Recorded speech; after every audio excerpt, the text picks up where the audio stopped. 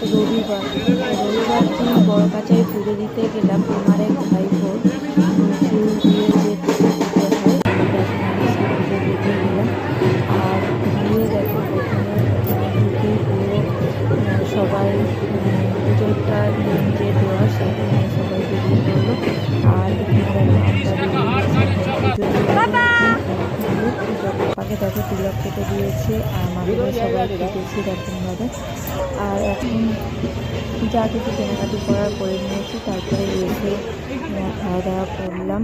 তো খাওয়া দাওয়া করে জিনিসপত্র অনেক কিছু নেওয়া হয়ে গেছে পাপার জন্য, তো খেলনা বাটি এই সমস্তই বেশি তো নিয়ে এখন চলে এসেছি বাড়ি। তো সন্ধ্যা হয়ে গেছে, এখন মা করে দিচ্ছে রুটি। তো এখন সন্ধ্যেবেলা খাওয়া দাওয়া করবো। আর দেখেছো গালটা কিরমভাবে কেটেছে। তো গাড়িতে আসার সময় রাস্তায় ঝাপটা খেয়েছি, মানে ডালপালার, তো সেইটা দেখেই হয়ে